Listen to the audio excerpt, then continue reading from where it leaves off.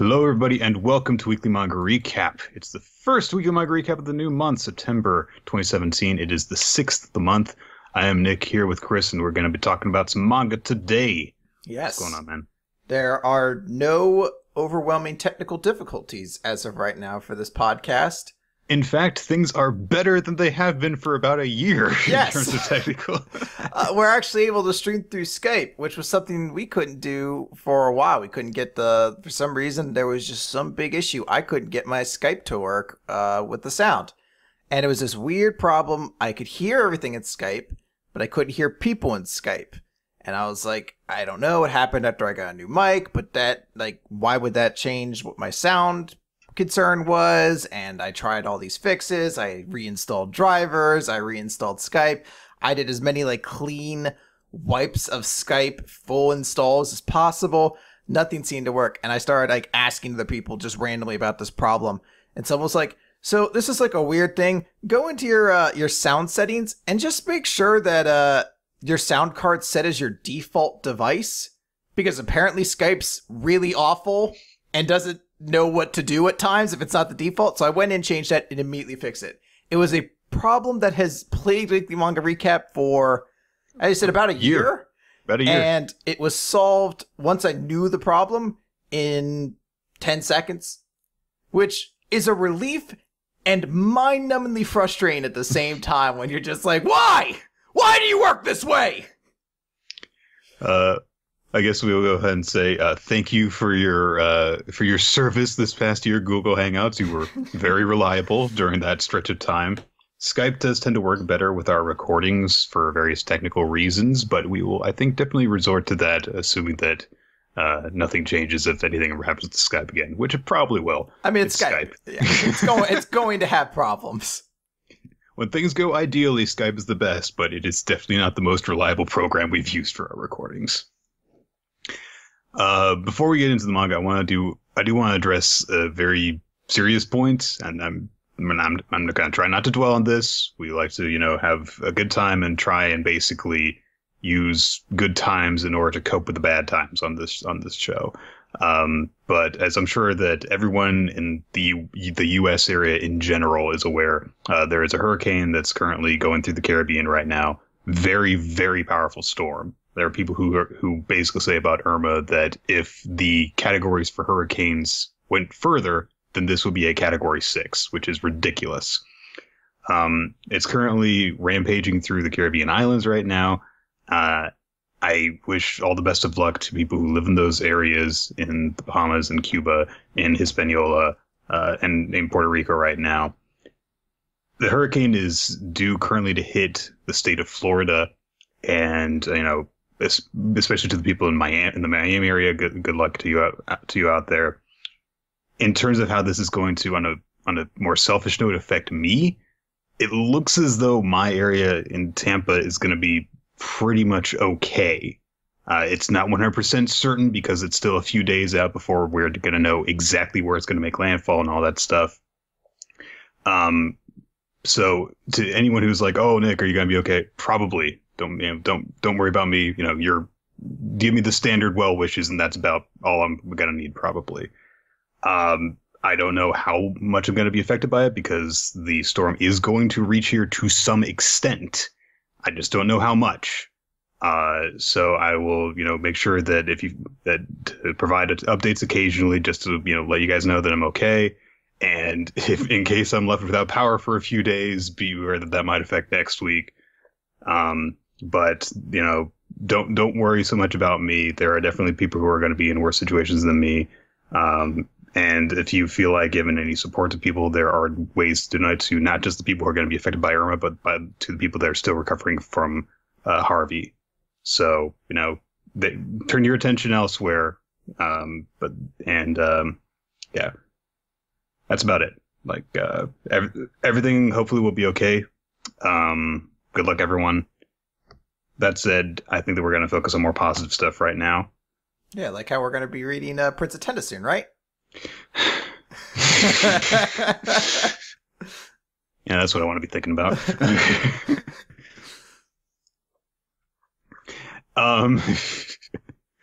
Thank you, Ginger Straw Hat in the chat says, "You're going to be okay, Nick. You're on a mission from God to ruin Prince of Tennis." Nothing will stop me. All right. We had a really good week of manga this week, guys. There were a lot of really good chapters that I'm looking so forward to talking about. Dive right into it. Recap portion of weekly manga recap. Starting with My Hero Academia, as we normally do. Last time, Mirio managed to catch up with Overhaul and his minions, snatched Eri away after dealing some blows to some of his closer followers. And Overhaul is a little bit peeved off to start this latest chapter.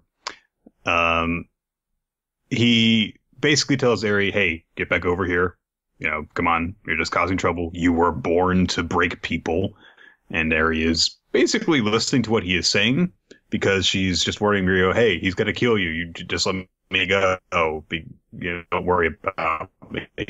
But Mirio's like, no, you don't have to listen to him. Again, Overhaul tries to use psychological warfare, saying, hey, your selfishness is forcing me to do this to hurt the people around you. Every move you make gets people killed. Your very existence is cursed. And Mirio obviously gets really pissed off and says, how can you say that to your own daughter? Overhaul says, I don't have children. And he starts to destroy the room that they're in. Ravines kind of open up in the ground. Debris flies everywhere. And he also recomposes it into spikes that converge on Mirio. So Mirio is forced to hold up Eri above his head while making the rest of his body intangible, so that he doesn't get impaled. And so, yeah, for the time being, he's okay. And Mirio is quite flustered because he's like, you're actually even aiming for this girl? And Overhaul just says, oh, yeah, sure. Breaking her won't slow me down. If I restore her quickly enough, she can be revived. Even if she's not back to normal, she'll still be useful. Oh, that's nice. That's, right along. Remember when we read, what was it? The shoujo series where she was an actress? Skip Beat? Was that it? Yeah, the first one we ever did. Yeah, so it Skip Beat, there was that dad who went to his daughter's birthday party, and he said, thank you for being born. Thank you for being born. And, I think Overhaul just kind of gave us the quote to follow along right with that, where it's just like, even if you're not back to normal, you'll still be useful. My little stabbed princess, ruffling her hair. Oh, boy. So Mirio is forced to just kind of evade Overhaul's attacks. While this is going on, the closest minion guy, what's his name? The guy in the hoodie. God damn it. They say his name a few times in this. Yeah. Let's see here. Kurono, there it is. He pulls the gun as well. And he's like, okay, I got this. I'll seal off his quirks with one of these bullets. That way we'll be able to stop him. Mirio is forced to react because he's being attacked with spikes and he's being attacked by the gun. And so he's like, okay, he's aiming for me because I dodged 2 attacks and my quirk's giving them trouble. The fact that he can restore her really is an issue. So sorry about this. No more spikes. And he flaps his cape around himself and Eri, which shields him from view. Some of the bullets go whizzing through his cape but miss him. And then he just kind of left in this cloaked huddle on the ground. And then a split second later, Overhaul realizes what's happening, but Kurono doesn't, as Mirio pops out of the ground and knocks the gun out of his hands. Overhaul's like, all right, well, that's fine. He's left Eri behind, and he can't do anything to me if I destroy her. So he turns his attention to Eri, and Mirio suddenly appears right behind him. He's like, yeah, you're that sort of person. And immediately punches him. He makes his hand intangible as it goes through Overhaul's hand, which is trying to block it, and clocks him right in the face. And Mirio says, the reason heroes wear capes is to wrap up and protect little girls in pain. Be great if, the actor is like, I could have rephrased that better. But still, it sounded really cool in my head. Look, you get the sentiment. It's an awesome sentiment. All right? My power is to phase through things, not to come up with perfect one-liners. All right? Fuck you. Edna Mode from Incredibles comes up behind him and says, no capes. He's like, I thought it was to get sucked into no, propellers. No, logos of pain. I need the cape. Get sucked into an airplane propeller immediately afterwards. Oh! I can phase through things. Why does this hurt? Well, he follows up on this because he also kicks at Kurono, knocks the gun out of his hands again. He takes the clip out of the gun so that they can't shoot at him anymore. And he says, I watch my enemy closely and try to predict his next action, but you move way better than some 2-bit Yakuza thug. You're strong, Chisaki. That said, between the two of us, I'm stronger! I fucking love this chapter. This beats the shit out of Chisaki while looking down on him for being such a scumbag, constantly lecturing him. He keeps on going on to say, you won't lay another finger on her because I'm taking the both of you down here and now. This is your loss. But, that said, we start to get a bit of a flashback from Chisaki's perspective. He says, like, hey, you don't get to call me that because I've abandoned that name. We get a flashback to him encountering someone else from the Hasakai, basically telling him that, hey, I'm taking over. And the guy said to him, hey, you know, the plan that you mentioned, you're obsessed with it. You're straying from humanity means the end of gangster chivalry, Chisaki, and people won't follow such soulless heresy. Well, it turns out he was wrong, I guess. We then get a bit of a checkup on Nemoto, the truth quirk guy. But we get a narration that says, oh yeah, he was really beaten the crap out of by Mirio, but the reason that he stayed conscious, the reason he managed to drag himself forward. And we get an explanation from him, which says, whenever I would try to get the truth out of people, I always find out that they're lying. When I'd ask why they lied, they get flustered and push me away. All I wanted was a friend I could trust. And apparently, that person he could trust was Overhaul. Because he said to him, it's reassuring to have you by my side. And apparently, he was telling the truth when he said that. And so Nemoto is like, I have to stick by my master's side. And he comes out of this little tunnel, I guess, that he was in. I'm not sure how that. I think it's sort of like meant to be like since everything's been turned into this chaos battlefield, it's sort of like a crack in the valley that's been created. Of course. And in response to citing him, Overhaul throws a little case of bullets to him. And he loads it into his gun and takes aim at Mirio. So just when you think things are going to go perfectly, oh well.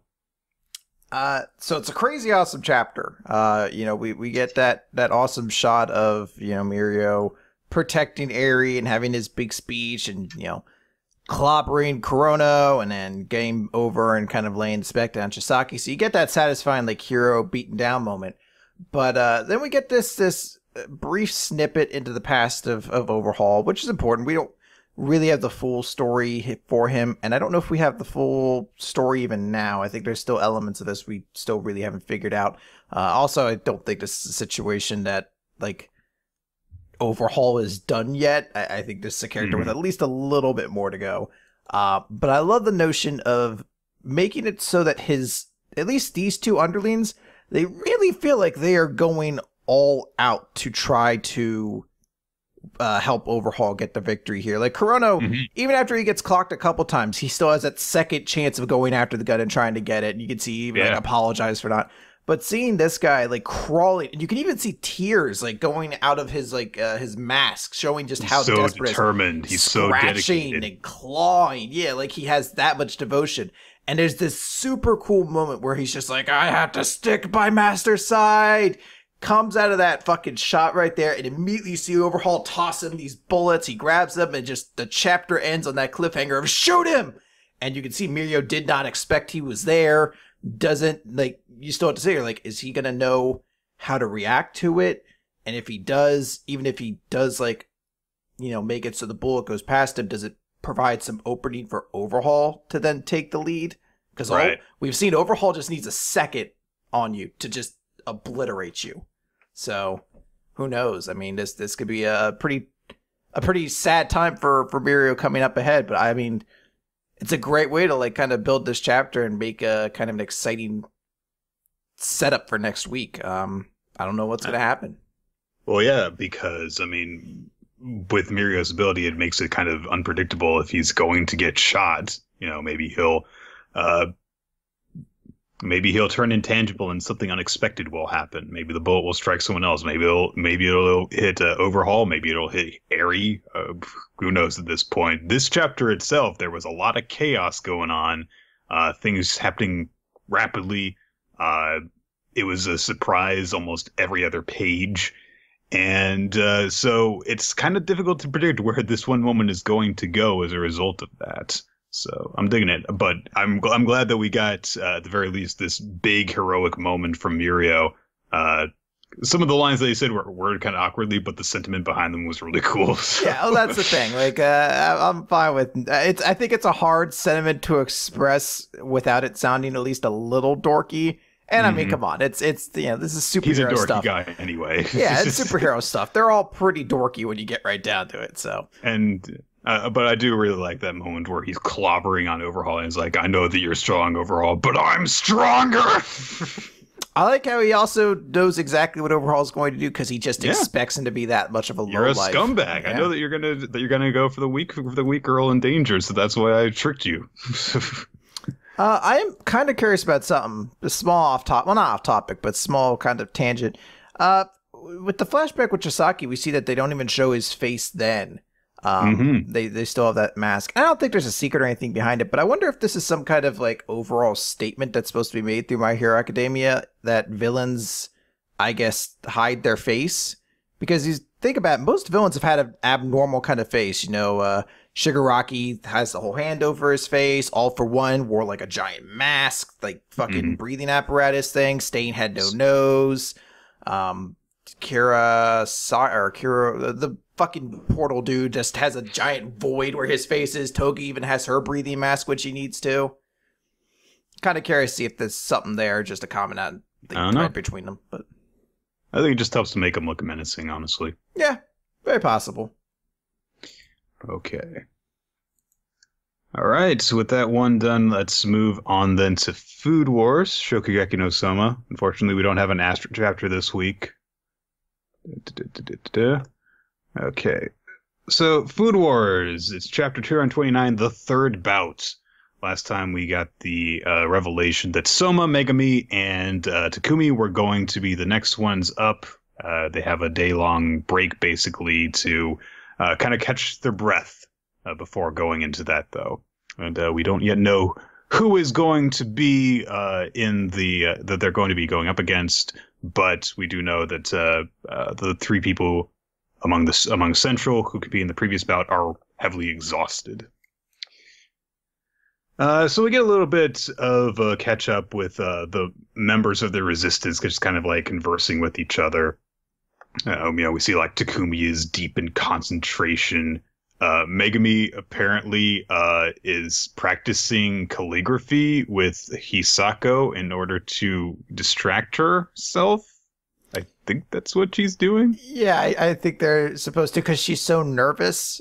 Like, they were like, we need to have you give an outlet to your fucking angst and fucking nervousness that isn't cooking at this point. So fucking, I don't know, calligraphy, some shit like that. I thought it might have had something to do with the whole, you know, make the symbol for confidence on your hand thing, but she's just like doing calligraphy on the papers while Hisako coaches her, so I don't think that's it. Yeah, I don't know. Is that supposed to be the kanji for confidence? I don't know kanji. It looks like... I don't think so. Looks like tent, so enter, I think? Hang on a second. I took a very brief, like, Japanese lesson. It vaguely looks like a tent, which is supposed to be enter, I think? I don't know. Well, it's the kanji for... Oh, that is the thing that she's doing. Okay. She's doing the first symbol in the kanji for person, which is what you do in order to gather confidence. Okay. There we go. We learned a thing today. Hooray. Let's promptly forget it and not remember it when this next comes up. Nick, what's she doing? That's a funny looking upside down. Why? Oh boy. Meanwhile, while that's going on, Soma is playing some sort of card game with Alice and with Kurakiba. I have no idea what game they're playing though. All right, I'm done. It's some game though where you could be a real fuck because Kurakiba is just like, Miss, you're deliberately blocking the Queen of Diamonds, aren't you? He's just like, yeah, pretty much. And she's just gonna go do do do do do. Anyhow, we get our title page, more conversation going on with, like, Erina and, Ikumi and such. There's a little bit of, angst going on with Hisako because she still blames herself for being defeated despite going through the study session with Erina. And then it's like, oh, it's about time for the car to arrive, and so people should be arriving for us to compete with. The first person that they see is Momo, the little girl who carries the stuffed cat around. And then we get like an explanation because Momo says, oh yeah, you know, the other two that are actually going to be competing are at the venue already. And Tsukasa and Rindo are staying behind. And we get shots of them and their states of exhaustion, and two things, one for each of them. One, Tsukasa is like posing for some sort of like 50 Shades cover or something like that. He's got his legs crossed over each other, and he's just kind of like this. I'm tired. Tsukasa looks like me after like an 8-hour workday and then like a hard workout afterwards, and then just depression finally hit, and I'm just like there with a vodka, and it's just like, I don't know what's going to happen tonight. It's going to be a real crazy ride. It's just like, dude, you cooked. Like, I get you're tired, but this is such a like dramatic way of being like, that was a really good fucking souffle. Oh, man. Then they've got Rindo. And Rindo is in a slightly more natural state. She's now cuddled up in a blanket, but she's in the corner next to her bed instead of lying in it. There was a joke someone just linked that I guess Kuga, when they were in that Hokkaido spot and it was out in the snow, he's like, you really don't do well with the cold. And he made like a reference. He's like, yeah, you should see Rindo. When she gets cold, she's like a lizard. She literally just stops moving. And it's like that exact same pose too, where she's just like hunched down on the ground, like wrapped up against herself. So yeah, I guess she does that a lot. And then we get an explanation that Saito is like, oh yes, he did Mizugori, cold water ablutions last night and this morning, so that he will be sharpened in mind and refreshed in body. Like, well, he sure is old-fashioned, I guess. I like it as an example. I do think that, like, I have to suspend my disbelief here for all this, because it's like, this whole fucking, like, they're so exhausted from cooking they can't compete thing is just, like, full of plot holes when you start to look at it. You're just like, I mean, I get why maybe Rindo would be that tired out. She was against, like, the toughest possible opponent for her. Mm-hmm. But, like, I mean, Soma, I guess, isn't, like, tuckered out at all from his first match where he kind of had to, you know, put everything on the line. Like, there's just a lot of, like, weird inconsistencies to this, like, I guess that, you know, I recognize Kuga was a slightly tougher opponent for you. Megashima didn't have any issue, but I guess he was just fighting that random fifth seat who nobody gave a fuck about anyway. Which also seems to be why Ishiki is perfectly fine. He just completely obliterated the Rondo guy. Yeah. Momo starts giving nicknames out to the members of the Resistance. Like, it catches them off guard first, you know, because Tsukumi was like, it's kind of weird that he did that. You're gonna get, like, sick if you splash yourself with water in the cold. And she's like, oh, don't worry about it, Takumian. Somian will be fine. He's like, what? Wait, Takumian? Yeah, that's your name now. See, I like cute things. I like them a lot. Out of all the food in the world, pastries and sweets are the cutest. That's why I'm going to be a patissiere. And if I have to talk to people, then I want their names to be cute, so I make them cute. So you're Isamyan, you're Nikumyan. It's really easy if you got names like that. Oh, you're Soma, so let's see. I can't call you Somyan, so you're gonna be Yukihyan. And they're like, okay, this is a little awkward. And Ishiki is thinking to himself, it is true that Momo-senpai loves cute things, but to her, enjoying them means to look down on them. In the time we spent together on the Council of Ten, I know she only ever gave cute nicknames to people she saw as inferior to herself. She's looking down on all of them, Nick! All of them, yeah. But I like how matter-of-fact that she is about it. She's like, I like really cute things. So you're Somyan, and you're Takumyan. It's not like Yachiru was in Bleach when she gave nicknames to everyone, because she was like, you're gonna be this name! No, she's just like, I will give you this cute nickname so that you are easier to deal with. To belittle. I wish she had said American flag bikini nyan. I don't know who Niku nyan is, so... American flag bikini nyan. Exactly. I'm going to be very curious for how this character ends up going, because this is an archetype that I've never been a particularly big fan of.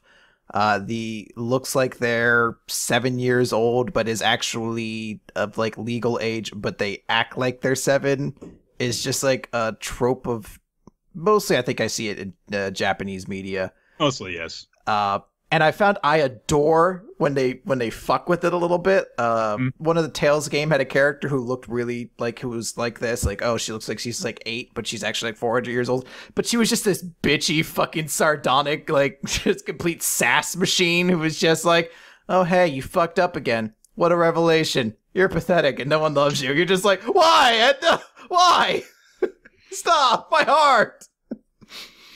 But the ones who it just does it for like the cuteness factor, I don't know. Those ones sort of bother me a little bit. I do find it amusing though. If you go back and read Food Wars from the beginning, you can see that she was intended to be a character from the very beginning, but she was actually included amongst the first year students. Her design, you can see a little girl carrying the exact same bear in the entrance exam where, you know, Sensei Mon gave his big fucking diamonds and rock speech.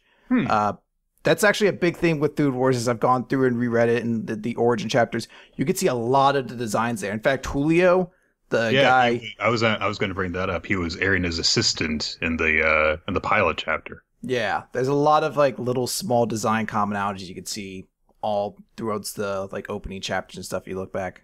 Yeah, so you can definitely tell that there were ideas for characters a long time running that they were just, I guess, looking for places to use them in.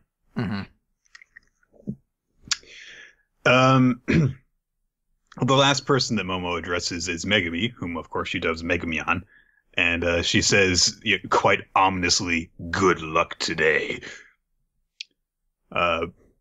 Then, you know, get a bit of a time jump to everyone being in the hall, getting ready for battle. We get a confirmation that it's going to be Momo, along with Some and Azon, going up against Takumi and Megami and Soma. I like how, for no particular reason, Momo is just throwing her stuffed cat up in the air, just juggling it for no discernible reason. That cat is my favorite part about her. That fucking cat stuffed doll. That thing's going to go places. I can't wait to see what that thing does next. It's going to be the most popular part of this this fight. The cat is the one that actually gets to enjoy the foodgasm scene when it comes time for it too. Like she tastes it, and it's the cat whose like body is like rippling backwards, like ah, Megami salad was so good. Stuffing shooting out of it and shit. I'm gonna have to just listen to the recording and find out what kind of thing you went on about. Everyone is a little bit nervous about Megami's nerves. Obviously, Takumi checks on her as they're heading out, and he's like, "You know, are you okay?" And she says, "Hey, I volunteered for this. I can find a way. I know I can do this. I mean, I'm pretty sure. Maybe. I don't know." This devolves immediately. Erina gives a last bit of a pep talk to the three of them. Just says, "Hey, you know, Tadakoro, Aldini, yeah, you two, Yukihira, good luck."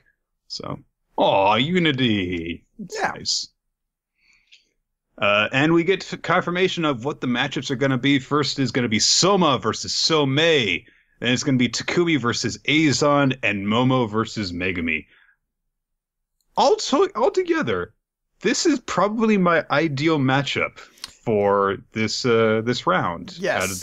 If you're gonna have these three going up against these three, I was really just going like, please just don't give us Azon versus Soma again. What I love about it is, and this is like the wrestling fan in me, is you could book this match so easily. Like Azon needs to win this match to get that rematch against Soma. That's his entire driving force right now. So you're able to create an entirely new feud out of the basis of an old one right there. Right, You know? and two guys that have existing rivalries with Soma, wanting to show that why that common thread exists between them, whereas Soma's got Some, who is a guy that beat down a person that he invited in, and then you've got Momo and Megumi, and honestly, the story there is just the same one that Megumi always has, but it's always fun, which is just her trying to prove herself against someone that it seems as though is completely superior to her. Now, if you were to look at this card, what matchup do you think is the most likely to go Central's way? Oh man. That's really difficult. I think that the least likely is Azon winning. I could say that. But honestly, I really don't know between Momo and Some. Because we've already seen Soma in action once. I don't know if we need to see him again, and also he's going up against the main character. But I really feel as though you kind of need to give Megumi her chance to shine. And a lot of people are kind of calling the twist that Megumi is going to win and Soma's going to lose. But, I don't know. It's a tough matchup. It would be almost too predictable to have all of Central lose here again, because then it would really force. It would just be Rindo and Tsukasa left for the rest of the tournament. Which you could build the monster rampage from there. They're just so unstoppable. But also, you would have had 3-0, 3-0, 3-0 all in a row. Yeah, I'll be curious because I think. Even though I agree with you, I think the one least likely to win would be Izon. I could see them still finding a way to do it, especially if Soma wins. You do put the idea out there like Izon's doing everything he can to get that rematch sort of thing. Sure. Yes. Shows that he, when he's not just kind of taking things for granted, that he can actually, they built him up during his match with Soma, that he's one of the best Shokugeki chefs out there. Yeah, that's how he built his reputation and joined Central. So, there is a little bit more stuff going on in this chapter. We do get one more final big revelation because they're like, Momo Senpai is being challenged by Megumi Tadakuro. Oh, you're just giving up on this card already, rebel idiots! And everyone's like, how dare they think that lower tier chef can challenge Momo Senpai, a commoner challenging a member of Central.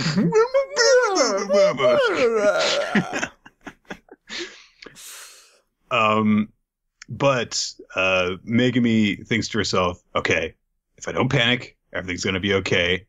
I had the trip to train.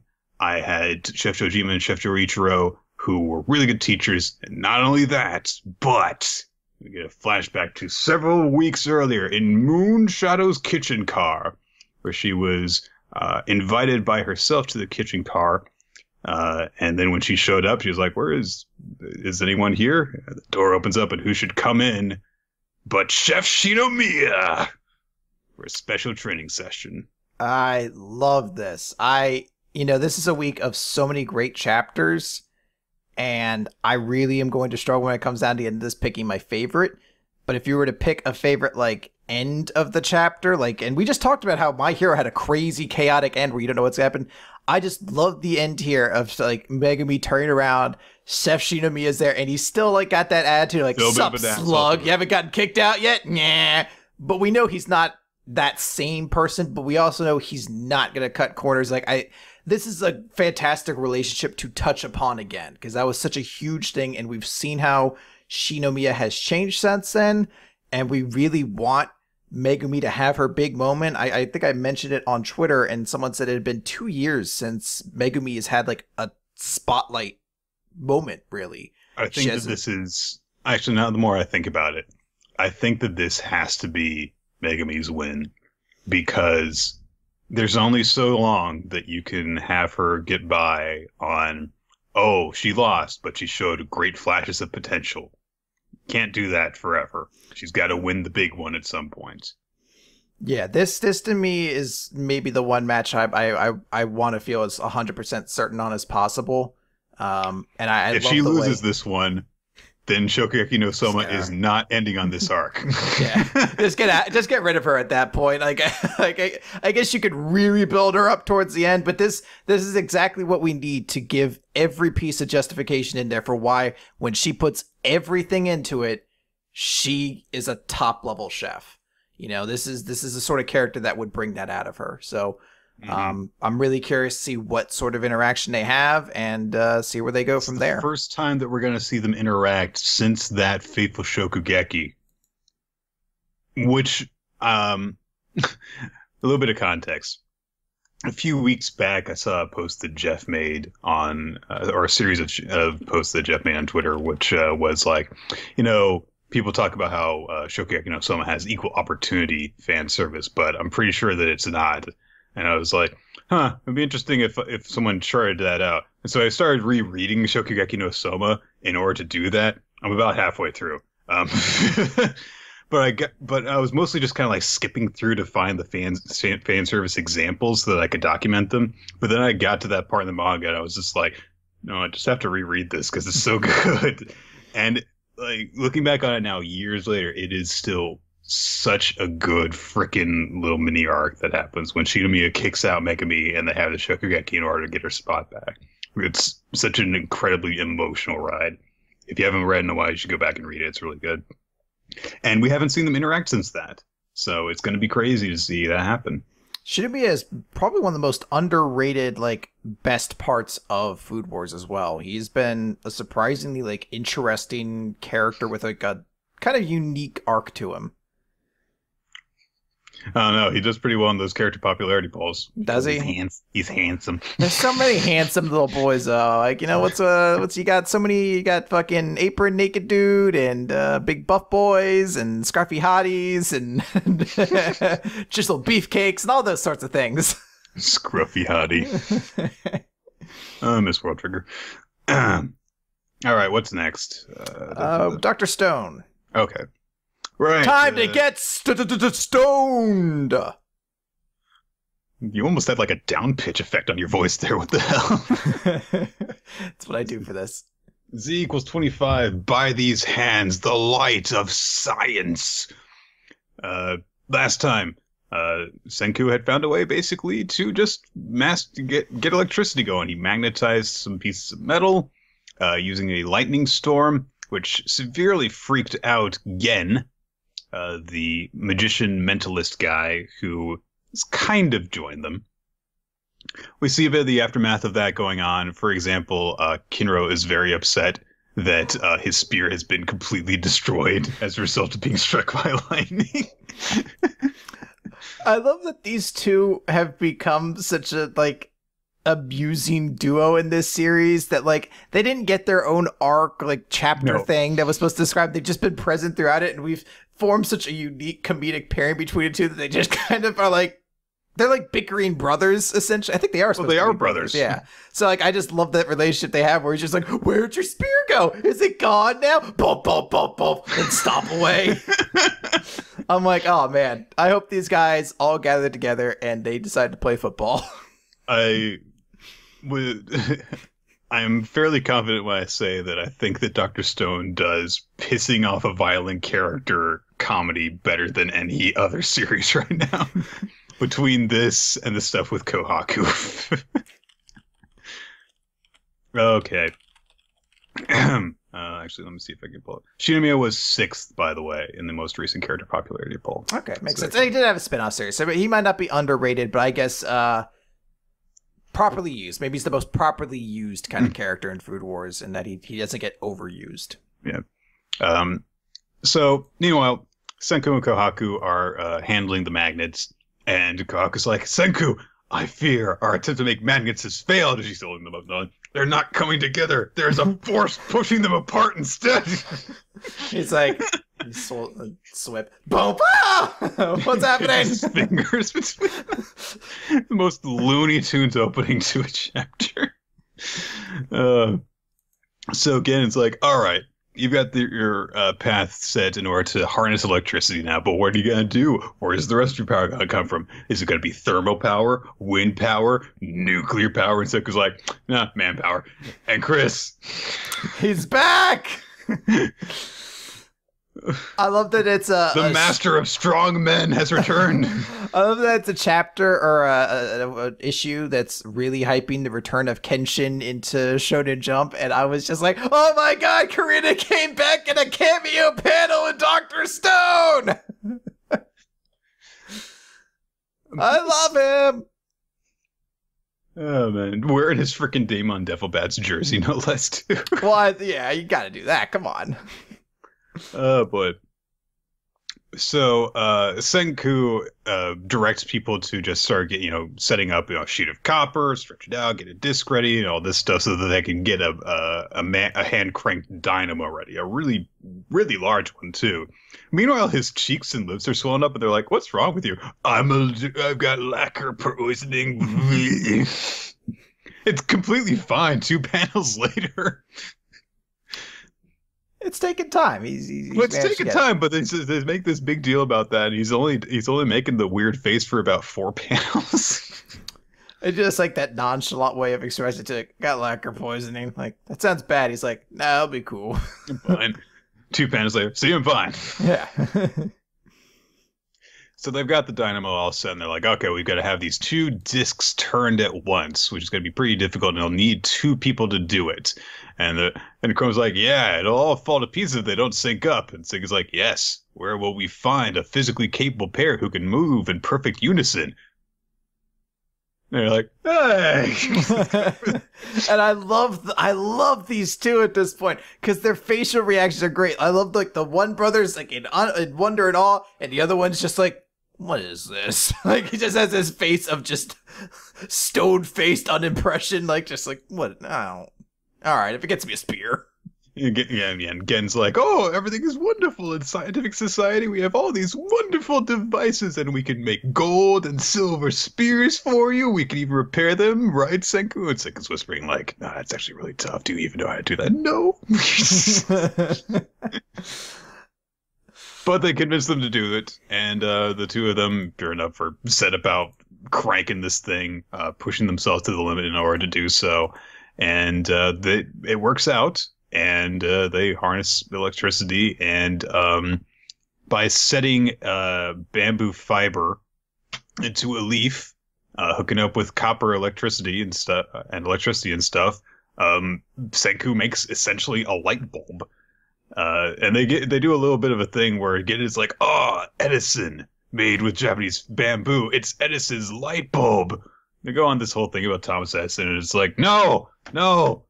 Edison was a weird fucking patent whore. Senku's like, in our days, there was no darkness because light bulbs eradicated darkness over the world. With old man Edison's incandescent bulb, we conquered all 24 hours of the day. With the power of science, humanity triumphed over the dark. This light, for the first time in 3,700 years, though it didn't even last a second, burned forth like no fire ever could. The bright white light of science.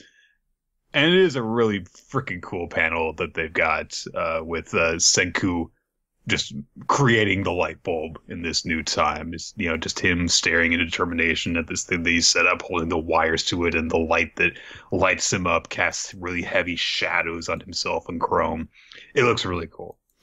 It's the thing that all manga needs to do is convey. It was just shown in manga, like this sort of series. They need to kind of convey passion. That's one of the most important things. Even when you aren't necessarily totally interested in what happens, that's, I think, the strongest element a series can have is when it convinces you something you don't care about and just does it in such a passionate way.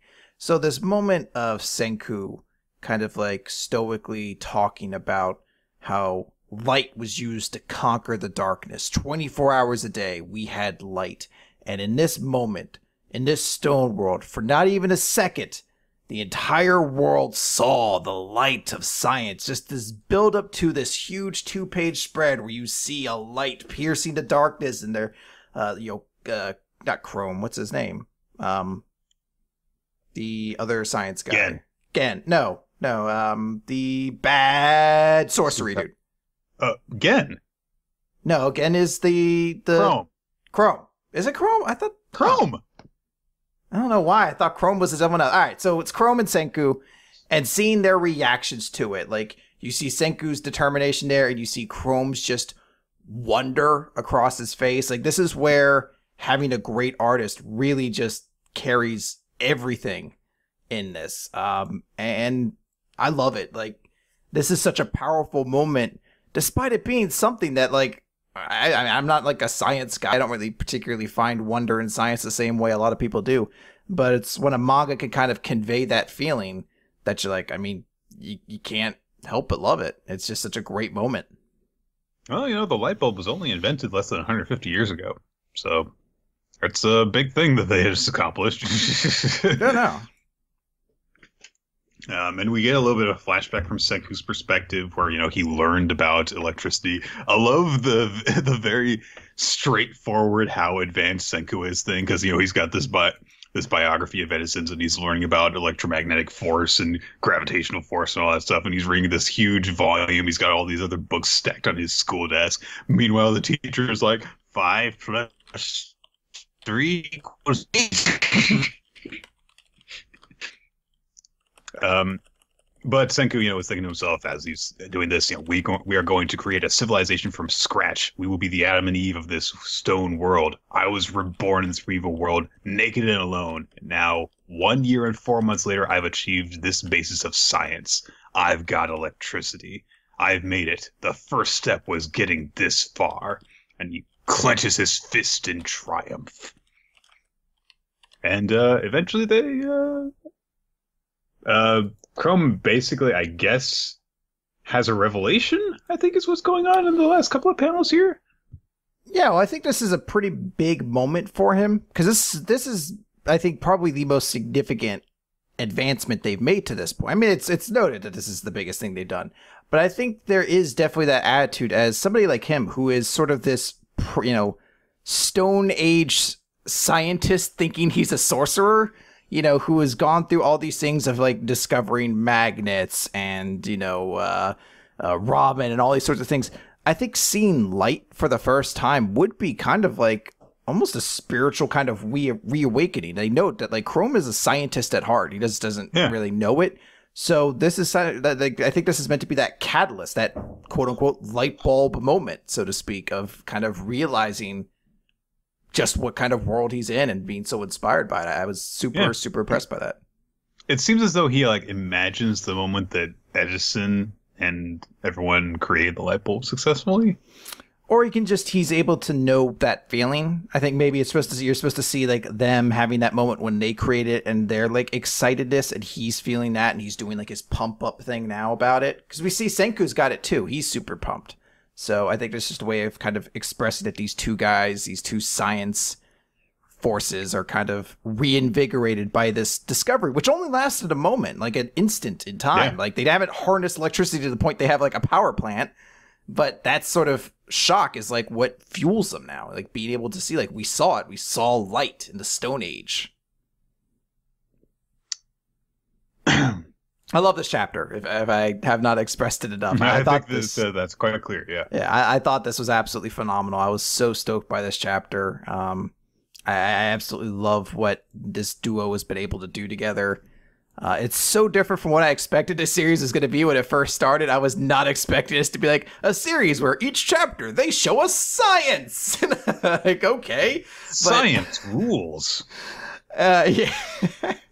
But like everything they do it just feels so earnest. Like there's so much heart behind it. The humor of the characters is just fantastic. It's been doing exceptionally well in Japan too. Yeah.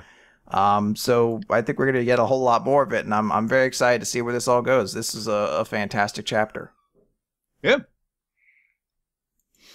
All right. Let's move on then to We Never Learn, chapter 29. Yes. A genius reaches X after an exhaustive search.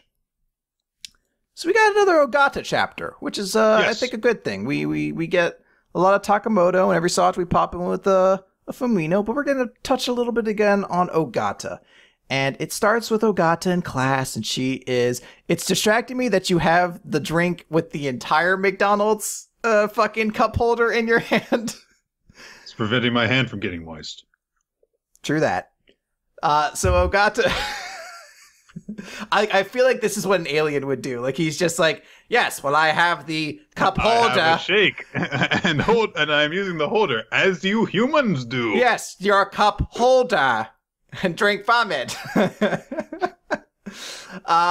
Ogata is in class and she's working on something, and she sees Yuiga come up, and she's like, oh, hey, I'm glad you're here. I have an important question for you on line 2 of this. And then Yuiga goes in to kiss her, and then pop, she wakes up out of her dream, falls backwards out of her chair, and hits the ground. We find out Ogata is currently studying kisses, because I could see why there'd be an application to this. I don't know if I've ever had a class that examined symbolism to this sort of extent in things. I think that she's not assigned to do this. I think that she's only doing this because she's been having this dream. That's possible. That could be the meaning of it, because she is basically researching the significance of kisses. A kiss versus an indirect kiss, a kiss in one moment as opposed to another. She's trying to understand it. I do like this approach to Ogata as someone who is she's an analytical person trying to understand humanity subjects, and she is like just taking it in the most robotic scientific way as possible, of just like, what is good kisses? Research must be done. Yuiga, I have thought about us pressing our lips together the way that humans do. How will we exchange protein strains? So we're back in the real world now. This isn't her dream anymore, and everyone's super excited because finals are done. Yay! But there's still, a lot of studying and stuff to do, because entrance exams are going to be, right around the corner and everything like that. But Ogata goes to Yuiga and says, hey, can you help me out with something? I'm having difficulty answering a question. And he's like, sure, absolutely. I'd love to help. And she's like, cool. Here are some movie tickets. So they go to the cinema Esprit? Esprit. What's Esprit? I don't fucking know. Huh. In my mind, I see it and I'm like, it's like some Final Fantasy thing, like spirit summons go into the screen, like it's like a Tom Cruise summon who comes into the screen, and he's like Mission Impossible then. Esprit, the quality of being lively, vivacious, or witty. Okay. Or esprit. My mistake. Yeah. That's how you say it. Esprit. Cinema Esprit. It's like Benza. Oh, Cinema Esprit. All these tacos destroying my colon. So Yuiga is like, okay, I don't know why we're seeing a movie. I guess it's important to still see movies. I don't have a lot of time to see movies. I mean, we're close to finals, but yeah, fucking Nick is over there capturing the full Ogata experience. And he's just like, you know what? Fuck it. I'm here. Let's enjoy this. And he's really getting into this love story between Anthony and Amanda, and he's like, well, I don't really like these movies. Is this what she likes? And he starts like getting more and more into it, which I enjoy, till like it gets to the end and there's the big like passionate kiss. And at first he connects with it because obviously it reminds him of the kiss that he shared with Ogata, since they're, she's right there. And he's just kind of thinking like, well, this is awkward. But then it ends and he's like clapping. He's like, bravo, amazing. Thank you for bringing me to this movie, Ogata. I truly see why you wanted to see it. And she's just like, okay. I don't get what? That's one of the most expressive faces that we've seen her make. And he's just like, oh, like, so was it boring for you? And she's just like, yeah, I mean, like, I don't know who Anthony and Amanda are. That's a very good point. I fucking love it. Like, she's just like, but I don't know them. Why do I care about their love? Why would I be invested in their lives at all whatsoever? I want to sit there. I'm like, I wonder how this girl's going to do in Humanities, because that feels like such a weird hump to have to get over. You're just like... I can't relate to the characters in the book or like, movie or whatever. Sir, I don't care about Willie Loman at all. I don't know who he is. But they're noticing like, oh, well, there's this girl crying in front of you, and Ogata's like, I guess a normal girl would be moved to tears like that. And, he gets like, hey, don't worry about it. Everybody's different. It's nothing to worry about. We cut around and we see that it's Seikijo? Seikijo, yes. Seikijo. And she's crying. She's like, oh, love is so sweet. Next time, I'll invite Ogata to come along. Do you feel as though, I would say pepperoni, but sausage will be an acceptable. Was it one topping or two toppings? Did we agree? We're close, Nick. We are right on the cusp of it. I'm just saying. It ain't over till it's over, Chris. I'm just saying. I'll send you a couple phone numbers for pizzerias in my area. It's going to be good to have them on hand, just in case. Can we recap what the exact terms of the bet were? To my knowledge, I will give you a pizza if it's kind of revealed that Seikijo definitely has the hots for Ogata. That she wants Ogata romantically. Mm-hmm. So we haven't this quite. Is not 100% verified, but definitely things seem to be leaning in your favor at the moment. So I might have to get out my wallet soon enough. Joke's on you, Josh V. I like pineapple pizza. Ha. All right, so they finished the movie. They're outside kind of discussing it, and Eureka's just like, so, what was on your mind? Why did you want to go see that movie? And she says, oh, I chose it because the internet said it had the best kissing of any movie playing right now. And I love Eureka's reaction, just like, what? Say what now? Like, it's like all over his face and shit. He's just like, he doesn't wipe his face clean for like an entire page. He's just like, ha ha ha, Ogata, the way you said it makes it sound like you just wanted to see some good kissing. She's like, correct. Yep. I must know the best forms of kissing studied throughout all of human history for their significance. I'm like, fucking, this character's great in these moments. And she reveals, she's like, I've been having the same dream over and over again, and it's related to kissing.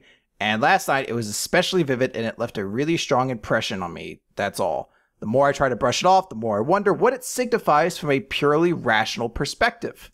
I thought I could research kissing on the internet and in movies and perhaps find the answer. I wonder how bad her research of kissing via the internet went. I can only imagine the things that got pulled up there. Well, I guess because she went for romantic and kissing stuff, as a result of that, she actually probably managed to avoid all the porn out there. She finds a little bit. She's like, why should I be aroused? I don't know this spontaneous ecstasy. Why should I care if James Dean is giving her the wood? Good God.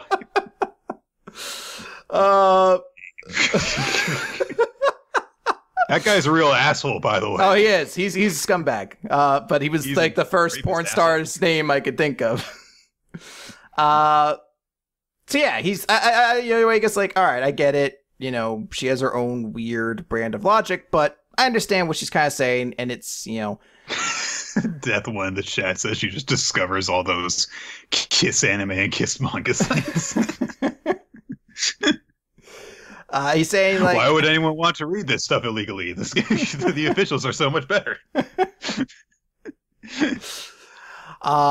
And Eureka's like, yeah, it didn't seem like you reacted to the movie, but that sure was some kiss scene. And I love her fucking response to these things. Yes, their mouths were touching each other. That's all I got. He's like, holy shit, you need some water, girl? You fucking dry as a desert over here. Holy shit. He's like, so, I don't understand this dream of yours. Were you kissing someone in it? And she's just clams up very suddenly. And she's like, hey, actually, this is sort of weird. Oh, okay. I realize what happened here. She's saying something. He's drinking. And he's like, huh? Orange flavor. And he realized he took her drink by mistake and took a sip out of it. So it's the indirect kiss thing. And in that moment, they've kind of pulled together close just by pure coincidence. They back away, obviously, because they're nervous. And Ogata's like thinking about why this dream, why does this keep happening to me? She analytically needs an answer. She can't deal with this. So she's trying to figure it out. And she's like, Eureka, if we try it again, we might find something out. And Yuiga's like, what? What do you mean? And they're on stairs. He turns, because he's not sure what she's saying, turns, and it seems they kiss. We don't know. There's no sound effect to that page. We don't see it happen. I am 99 point something% sure she just leaned forward and kissed him. Like, maybe something happened otherwise, but I'm pretty damn sure that she kissed him. It's worth noting, though, we don't see it quite yet, so who knows? But the idea is something happens there. Very likely, it seems like she gave him a kiss. And then she walks away in complete silence. Neither of them say anything. The only thing they make very clear is the sound effect of the footsteps as they walk away from one another. There's the train going over the bridge above them. Yeah. So it's a pretty this is a very cool chapter, I think. But what'd you think, Nick? Oh, it was really great. I actually really like the panel where she kisses him, the way that it's drawn and the way that it's staged, I guess, because she's so short. So in order to give her that ability to actually effectively kiss him and catch him off guard during it, they're going down the steps. I really liked the jokes in it. I like how far it goes in order to establish just how completely clueless Ogata is. And some of the punchlines are just really good. Where she just flat out says, like, yes, I chose that movie because, according to the internet, it has the best kissing scenes in it. That just makes it sound like you really wanted to see some good kissing. That is correct. I am curious how kissing is expressed through humans with their mouths and lips with one another. But I also just like the way that Ogata's character is portraying this chapter, where, she is fully aware that something is going on, but she doesn't understand it, which ties into that thing that we've known about her character from the beginning, which is she just doesn't understand human interactions and all that stuff. So to take a character that's that cartoonishly ignorant and take this very sweet approach to it is actually really nice. It's convincingly portrayed, too, because I feel like there's a way that you would portray like a supercomputer trying to understand humanity that would feel unrealistic, that would feel hollow. But she has enough humanity to her that I don't, like, it doesn't feel like I'm literally watching a robot try to comprehend things. We can see where her humanity is currently, but we also understand her thought process things. Like, I just like that it's not boiled down to being a complete Flanderization of a character or anything like that. Mm-hmm. And, people are saying, like, oh, nothing's going to happen because I've done this before. It's like, well, that's not really the point. I mean, it would be very easy for them to do this and then turn around and say, like, oh, God, just like, I was just curious to see what I could find out. It's very easy to back away from this. And I'm not saying that they're not going to. But it was a cute scene. So I think also there's a level that we kind of have when it comes to a harem series where we see any sort of significant scene like this and think like, well, it's a harem series. It's not ending next week, so it doesn't matter. Mm-hmm. We've already seen that this series has actually kind of bucked a few trends with that in that, yes, it's a harem series. It may go on for 200 chapters without ever giving us a resolution, but it certainly has not shied away from the fact that these characters are recognizing feelings exist. A lot of things will pop in to kind of misdirect it from being a full connection, but like, Takamoto realizes she likes Yuiga now at this point. And Yuiga realizes Takamoto likes somebody else. The full connection to them, something that, harem series is hanging up on. But Ogata even more significant. They've shared a kiss and both have recognized this fact. It's not like they went to a Eternal Sunshine machine and like just wiped it from their mind. Like, that's something that's just different. It's not like, Chitoge and Raku shared a kiss in chapter 3 and just never fucking talked about it for the longest time. Like, this series has got a different way of kind of handling this relationship, and it's interesting just to see where it goes. I think you can't have to wait for the like big conclusion to kind of happen in this relationship. Yeah, it's a harem series. It's going to delay its end, but the development's still been there. And we'll see where it goes, Yeah. Like the chapter a lot, though. All right. Okay, then we shall move on to the Promised Neverland. Time to get stoned. Because there's a lot of rocks in this place. I guess. It's chapter 53, B0632, part 3. I like the cover page with Emma running around surrounded by owls. Very, very, very nice and mystical looking. Emma. No, hoot. I was making an owl sound. Oh, okay. I was so sure you were saying who. It's just must be my convincing owl impression. Ooh, that'll be my next fucking One Piece character. Fucking like Barrington along the same lines of Malk Warburg as Barrington Mongo. It's an owl as fucking Charlotte Lidlin. Woo! Woo! Smash, smash, smash, smash, smash, woo! Pudding cake. Joke. So everyone was in the Bureau 632 shelter last time. They came across a guy that Nick was convinced had a bit of a paunch. No, it was just the way that his fucking shirt was resting on his waist. He's trim as a fucking stick. God damn the unrealistic body types in fucking Promised Neverland! Look at the fucking way his fucking mouth is opening. How is a real person supposed to match that? Hashtag mouth gap. All the kids are freaking out because this guy has no manners. Because he's just going in front of them, I guess. But it's a weird thing for them to focus on, considering that it's the first human that they've discovered in this fucking outside world. Okay. Well, he's also got his feet up on the table, like he's slouched back, just like rah, rah, rah, rah, rah, rah. Like I can see why they're like, that would be their first kind of reaction to him, is sort of a weird impression to give. Well, and also they make a note that of the fact that the cup that he's sipping from has a big giant hole in it. So like, so he's not actually drinking anything? What? Anyway, Emma flat out asks him right away, "Hey, are you Mr. Minerva?" "Nope, I'm not William Minerva, and he's not here." Can we talk to him? "Nope, he's not here. Sorry, but Mr. Minerva's not here." And the kids are like, "That means Mr. Minerva was a liar." Hold on. Can we address one thing, though? All the kids see this guy, and they're like, he's a weirdo. Nothing like expected, except for the one fat kid who's like, cookies. Like, I'm like, oh, it's me in the manga. I'm just like, oh, cookies. Can I have some? Cookies. Why is it like the fattest fucking kid with the fucking bowl cut has to be someone like, cookies? They're like, look, we know it worked for the Goonies. Fucking Fatty over here has to truffle shuffle every now and then. Hey, Porky, you want your cookies? Like, I do. I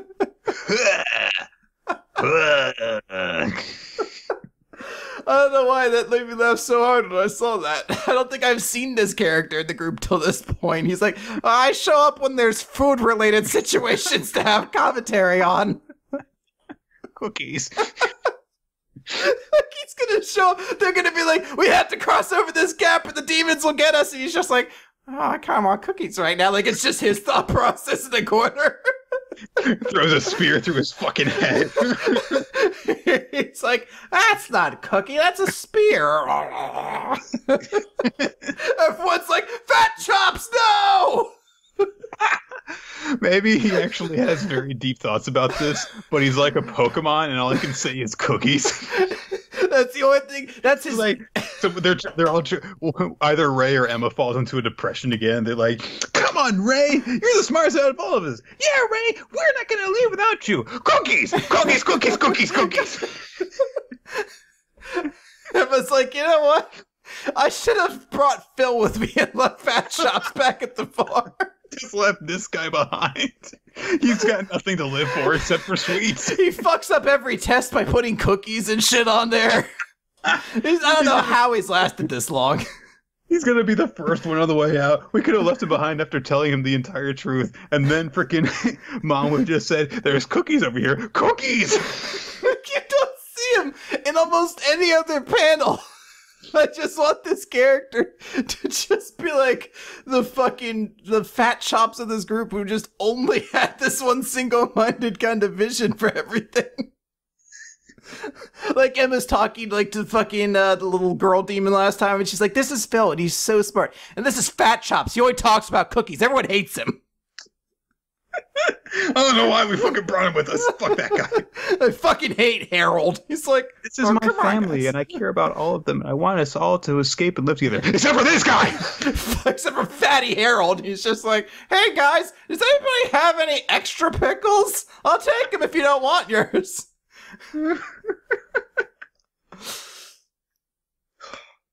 Anyway. For the chapter. Oh. So, fuck. So all the kids are like, Mr. Minerva was lying, and Ray's like, shut up, calm down. And he just continues with this line of questioning. He's like, hey, so this means you know about Minerva too? What can you tell us about him? Do you know where he is? And the guy is like, I'm just gonna lean back to about a 70-degree angle in my chair and hope for the best. And we just kicks the legs out from under him. Tell us where he is! The guy, when Ray is like, hey, who are you and what are you doing here? The guy is like, who am I? I'm your upperclassman. And he pulls out his own pen. If you go ahead to page 104, you can see a shot of Minerva, the guy grabbing a cookie, and Fatty Harold staring at it longingly. His face just like, oh. Oh my god. Oh, I love his character. Oh. All right, let's go. Let's do this. He says that yes, he is an upperclassman of the kids, although he is not from the Gracefield house. He then lifts up his shirt and shows off his own tattoo, similar to the serial number tattoos that the kids have, although it is not in numerics. It's in bizarre lettering.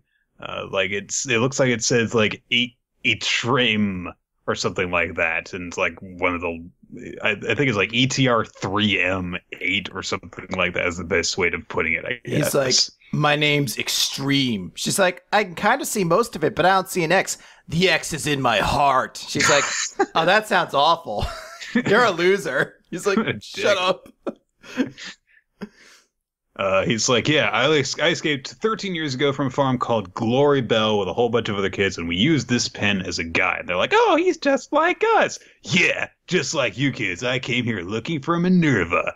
Let me reach into my coat pocket here. But we came here, but Minerva wasn't here. We waited and lived here, but he never appeared. I thought he was a freaking liar. And the kids are like, liar! They really don't like liars, do they? No. It's like the third time we've seen them freak out about this, calling William Minerva a liar. Well, I can understand. I mean, these are the kids that have kind of been led here under the impression that William Minerva is their savior. So I could see why they'd be emotional on this. Yeah.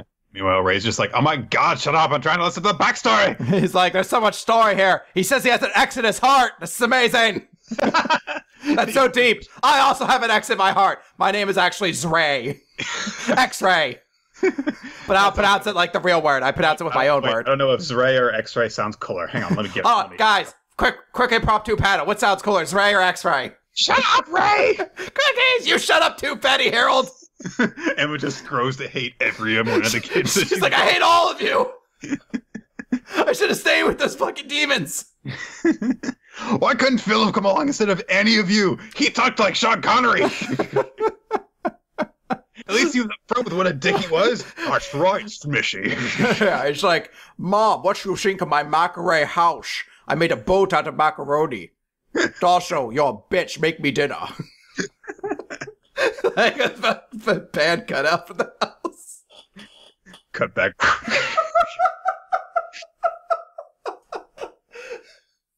I bet he would be doing something really cool and not sexist at all right now. Bitch, make me dinner. It's just like the roast is 5 minutes late. What's happening, Mom? Get your fat ass in the kitchen. Get those gams moving. Just like, wait, did this school have any good kids? What's happening?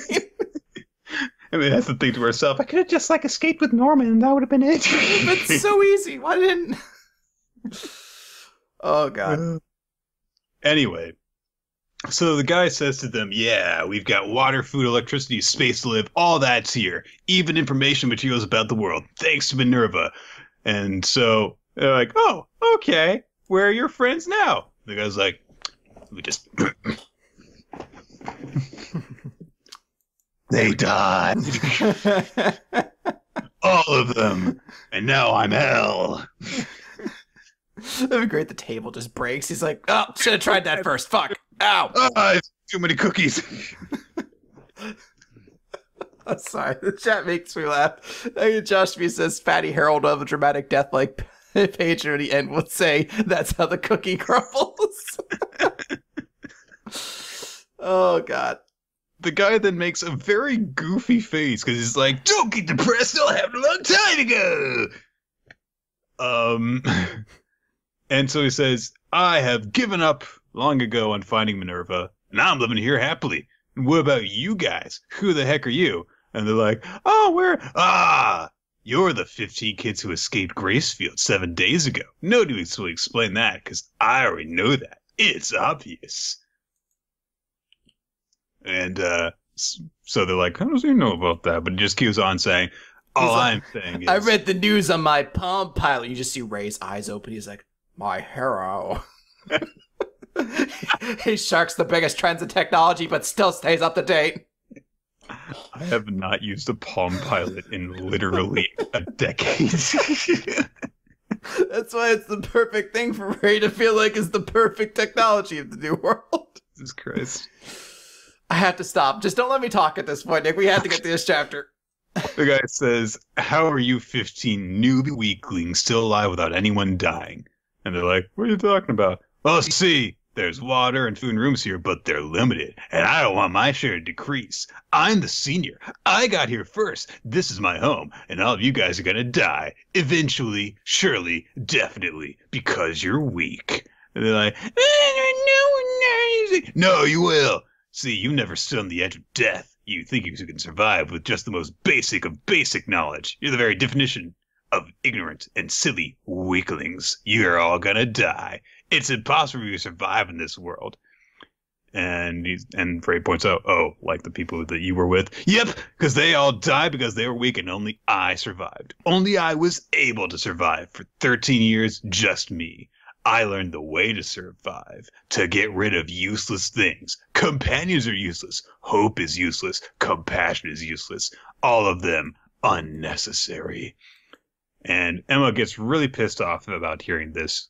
She's thinking to herself, of course, about her friends, her family, what she's had to give up and do along the way in order to get here. And she's really pissed off to hear him saying all this. And the guy's like, nah, it's true. He whips off his coat, pulls out a gun, and holds him at gunpoint as his hostage. And he says, hand over the pen that you've got. I'll take it so you can't get back in here. Sorry, but I need you to leave. Give me the pen and go, or die here. And that's the chapter. So, pretty sure this isn't quite this isn't quite what he's saying it is. Because nothing in Promised Neverland is as it seems at first glance. But this is like, well, that escalated very quickly, didn't it? He just holding her at a gunpoint. Okay. It could be possible that this is all just meant to be a test to see what their conviction would be. It could be like, he's like, if you're willing to let one of your people go, then you're not worth saving in my mind, or something like that. We do also... It's a gatekeeper of some sort, maybe. And we do also know that the kind of impression we're meant to get is that Minerva is not all that he seems. So even though this might not be Minerva, it could potentially be Minerva in disguise. It could be someone just directly working for him. But there could be just a dark-toned Minerva in general. Like, we still kind of need to see what happens here. But it is an interesting kind of way to take this initial kind of meeting between them. If this end up being, like, if this does turn out to be Minerva, is kind of like a funny story that the first interaction they have Minerva is him pointing the gun to Emma's head and be like, give me your pen, go. Also, this guy puts far too much work into grooming his beard, I have to say. You see the lightning bolt patterns in his fucking chin. That's why, like, Ray sees this guy and is just like, he's like, oh my god, I can't wait till I have facial hair and I can make lightning bolts out of my beard. If I let you kill Emma, will you teach me how to be as badass as you? Can I be your teacher, senpai? He's like, well, you're not Japanese. We don't need to say senpai here. I say senpai to everybody. I'm culturally different. I'm woke. That makes me unique. I'm going to carve lightning bolts and fire into my beard. You're 12. How are you going to do that? I also do. I do wonder also about his glove because he's wearing a single glove as opposed to two. Uh, Michael Jackson, R.I.P. Nick. Yeah, Obviously. yeah. Obviously, that's all there is to it. Yes. Now, yeah, there's a lot of interesting things about this character. We kind of get a lot of personality out of him immediately. It's just kind of one of those things where we could talk a lot about what might happen here, but I think it's probably one of those things where we need to see where this goes right now because there's so many directions this could go. I agree. It's definitely got to be one of those wait and see kind of things that we have to kind of do with Promised Neverland. So, yes. So, let's move on then to the 7 Deadly Sins, chapter 233, Damage. Damage. I love the cover page here because it's the logo in between two panels, one showing, each one showing the tattoos of the two sins that were involved in this big battle between each other last week, where you see, Melodious's dragon tattoo, the circle on the bottom, and above. I don't remember if we've seen this one before. We probably have. We definitely just saw it in the most recent chapter when he was going full high noon. Okay, I must have missed it there. I mean, it's obvious who it is. It's the demon pride, or the sin of pride lion face that, would make the most sense, obviously. But you see the two tattoos of them that are clearly on their fallen bodies. It's just kind of like a cool way to show like the savagery that just sort of happened. And that's a big element of this chapter because that was the end of the fight last week when Escanar went full high noon and managed to take down Melodious. And now we see, essentially, Merlin is just, like, transporting Melodious's, like, unconscious body forward as they continue on towards Camelot. And Elizabeth's like, hey, let me heal him. And Merlin's like, no. If you heal him, he gets back up, and no one will be able to stop him. Who's going to stop him at that point? And Escanar's laughing. He's like, ha, ha, ha, I'll take care of him no matter how many times it takes.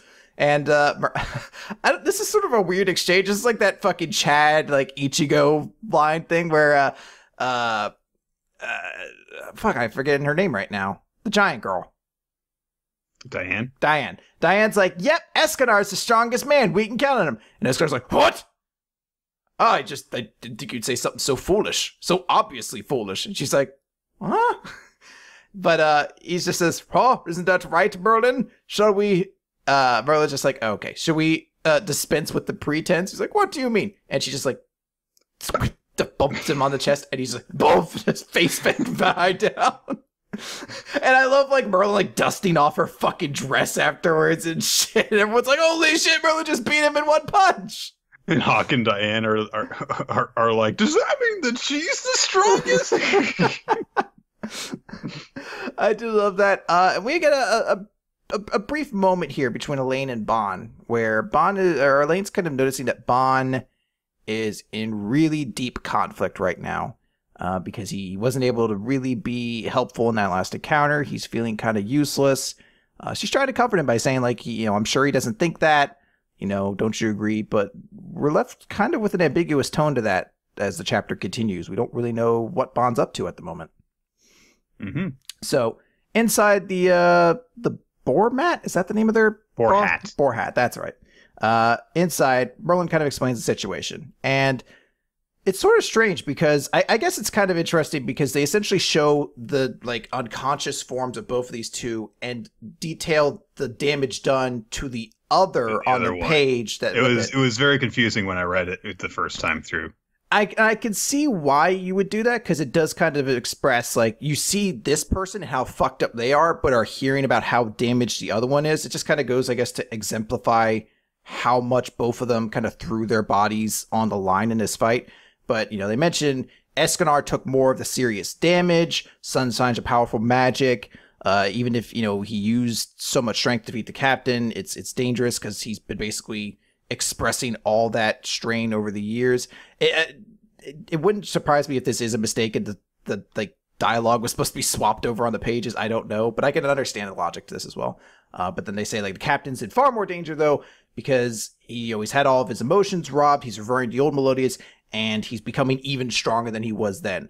As is now, if he wakes up, there is nobody to stop him at this point. Like he wakes up for a brief moment and Merlin brings him back down. But she says, like, I'm about to lock him in a box. Like, that's the only option we have right now. But Elizabeth's like, no, if you do it, put me in there with him. And she's like, all right, fine. It fucking locks them in the box, the two of them together, and says, I'll be watching just in case anything happens. But the rest of you, you guys need to head to Camelot. The 7 deadly sins need to stop the 10 commandments. You guys need to go. I'll be waiting here with Escanar. When he recovers, we'll find some way to get the captain back to his old self and join you. But for now, King, Diane, Galther, this is in your hands. And you'll notice, no Bond there. He's not in this moment. So, nope. Who knows where Bond's going to be when all is said and done here. So, we kind of get a little bit of an end sort of moment there as those three characters kind of have to acknowledge everything's on them right now, the condition of Melodious, everything else like that. They're a bit worried because they don't know what the chances of Melodious coming back are, but they do kind of find a conviction to go forward. They're supporting one another in this. Mm-hmm. And the last thing we get here is this eyeball demon motherfucker who is floating around watching all these things. He sees a giant centipede demon with a huge nose and lips that just like runs through and starts breaking shit up. He's trying to get out of it. I guess this is something Merlin created, because he's talking about Merlin. The eyeball thing is Merlin's scout thing. We've seen it a couple of times before. Okay, all right. I guess I get confused because it looks so demonic in a world with demons as the enemies right now. Mm-hmm. So yeah, the eyeball's like, what's going on? Won't you tell me more about what's happening here? And then we see the eyeball has wrapped around Arthur Pendragon's hand, and Arthur is here to take back his city. So there we go. We got Arthur in Camelot. The team relies now on Galther, Diane, and King to try to take this forward. No one knows what's up with Bond. The other two are out of commission. Yep. So it's an effective way of kind of protecting the 7 deadly sins, I guess you could say, like giving you a thought of, oh, this will actually be tough because they're not all there at full strength. So, I like that we got that very significant sort of moment of saying like, oh, hey, that was Escanar beating Melodious in that moment. That Escanar, in that like hot second of being at high noon, he is the absolute strongest there. I like that. I like that. That was like a way to kind of just show how crazy powerful that form is, because it really gets you excited. And also leaving the door open because Meliodas, they establish, is getting stronger currently. Mm. So, but it has you excited then for the opportunity for when that might happen again in the story against a bad guy or something like that. Mm-hmm. So I'm pretty stoked to kind of see where that goes. I like the way they kind of established it too, that since those two right now are out, it's up to these three who are kind of, I think, becoming like the more emotionally interesting characters of the 7 deadly sins, especially since Galther's kind of stopped being a dickhead. Like I think very important. Yeah, those are the three who it's really intriguing to see what they're going to do. But then you also have this X factor of Bond, who's been in a really rough spot. This is like his old man Logan shit going on right here. He's gonna walk by, grab a bunch of cigars from a fucking gas station, just like, oh, Bond, how low have you gotten? But I like the dynamics that's set up here. Yes, you can kind of see like, all right, they put these three out there, had them against the 10 commandments, and then when things get rough, the cavalry rise. Obviously, if Melodious and Escanar and Bond were there from the very beginning, probably wouldn't be much of a fight. But this is a way to kind of taper that off while still making it compelling. It's, I think, the best way you can do it when you have characters who are essentially all gods in various ways. Basically, got to find different ways to take them down. Yeah. And I really like Merlin this chapter. I know... She seemed, for once, like the kind of way that she's supposed to. There's that. I also just love this relationship she had. Like, I love her, like floating over to Escanar when he's just like, what's going on? She's like, let's drop the shit. Right. What do you possibly mean? Boom. And then, like, her dusting off her fucking dress afterwards. Like, she's just like, enough of this shit. Get the fuck out of here with your nonsense. Yeah, it was a nice transitional chapter, but that is pretty much what it was. I also liked the sense that Elizabeth is going to continue to be useful. Yes. Okay, let's move on from that medieval fantasy action story to the other. Black Clover, page They're both 123, Peasant Trap. Um, the thing you made note of with the king, just constantly like being like he's just a switch that's on or off, and he's been off for quite a while. Now we're just like, what's going on out there? I don't understand. And then the Wizard King's like, oh, Sugan! Oh, deep competition! Like, he hasn't had that in a while. He's rested his voice. He's like, I know it comes at the end of weekly manga recaps schedule, so, you know, Chris's voice is hoarse then. I can't get too animated too frequently. All the time. Yes. Gotta savor those moments. Zerks, fake Zerks, still, and Asta are still arguing because Zerks is like, you erased all the traps that I had set up. And Asta's like, well, I guess that's a prominent then. That means that you have to think up a strategy for us. One that'll let the three of us win. You know, because you're tricky and clever, so now you can figure it out. Like, Asta's face there, his pupils seem so small, and like they're not, like in my mind, I feel like they're not looking in the right direction. Like, he literally just looks like he's gone insane. He's just like, why'd you destroy my plan? So you can come up with a new strategy for us! And then, you're just like, course, wait. he has the opposite, because pupils get really big in the next one. Oh, man. So Zerks is like, hey, well, you know what? If you've got that ridiculous ability, why don't you just trash him with it? And Asta's like, well, once I've used that technique, I need to wait a while before I can use it again.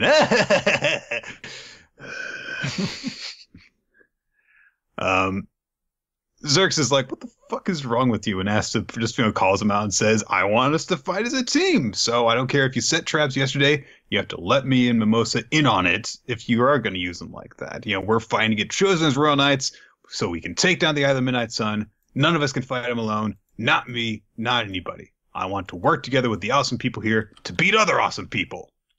It's a cool little moment for him, honestly.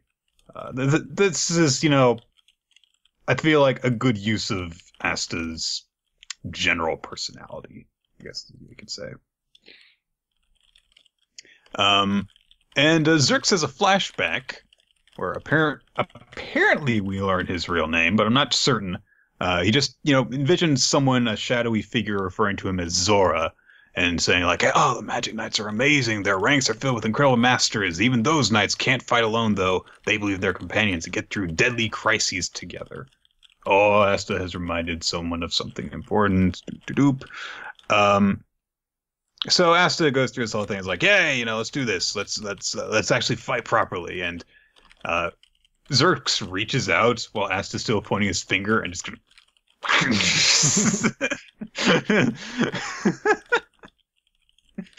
I love Asta's reaction, which is just, ow!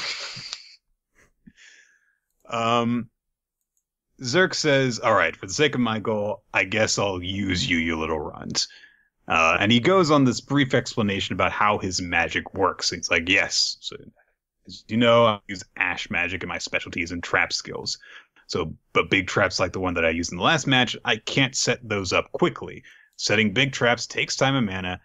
How much you put into them determines their power. That's why, like I said, I pulled an all-nighter, which was actually the truth. And you went and trashed all of my traps. Thanks, asshole. But then he says, all right, there's 3 rough types of traps that I could set up very quickly, though. I could do a binding trap, which will tie someone up. I could do a pitfall trap, which is literally you just dig a hole and drop the other guy into it. Or a landmine trap, which will activate an attack spell on a certain command. But they disappear after one use. Unless I take the time to pour lots of mana into them, they won't be all that powerful. So, what we gotta do? We cut over to the other team with what's his face and what's her face and Magna. It's Kirsch. Right. And Soul, I believe. Right. Those names are the names that were somewhere in my head, I bet. So Magna is like, I knew that Asta guy was practicing his techniques. You're telling us don't sell peasants short, right, Asta? And Kirsch is like, what? You're a peasant as well? It's like, yes. Is that a problem? And Chris is like,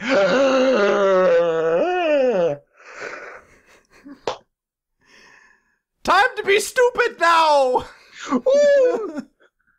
I can't be running with peasant. And he just flies off by himself. I'm sure this will work out great for him. I didn't like Kirsch to begin with, so whatever. He's just like, I'll just handle this myself. You guys protect the crystal. To which Mars says, men are so dumb. Well, that one is, definitely. I mean, I'm trying to think if there's a good example of the series of a man who's not, I guess Fiego Leon. That's it. I think that's the only, like, dude who's, like, got it together. Is it like an idiot? Like, is it like a crazy idiot, essentially? So, yeah, Kirsch is, like, just floating through the air on his rose petal cloud, and he's thinking to himself, peasants are those with meager magic. That means they're unclean. Oh, the suns.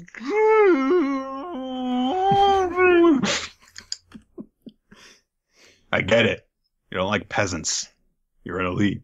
Ooh. He spots Asta by himself and is like, oh, there he is, the filth boy! Goes to blow him away with an attack spell.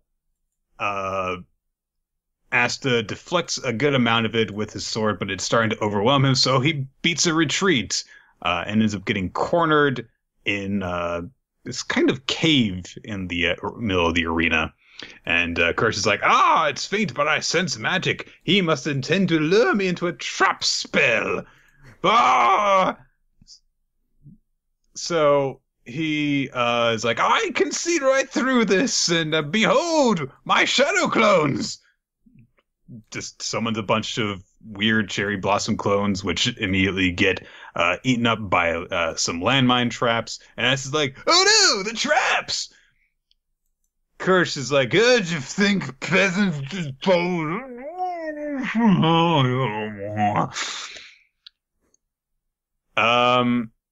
he approaches Asta, and all of a sudden, he falls into a pit trap. And he's like, wait a minute, but I erased all the trap spells! And Xerx appears looking down at him and is like, your magic detection has higher specs than ours, and you lean on it. We're low spec, and this plain old trap we got all sweaty digging ain't gonna show up on your radar, Royal. And so Xerx is like, you physically dug this? That's gross! And he's like, fine, I'll just fly up out of this. And Asta is, like, propped his swords across the freaking pitfall to block him off.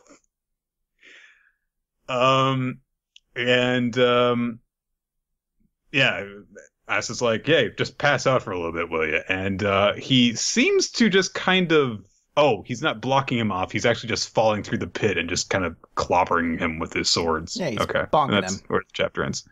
Punk. There you go. There's the chapter this week. All right.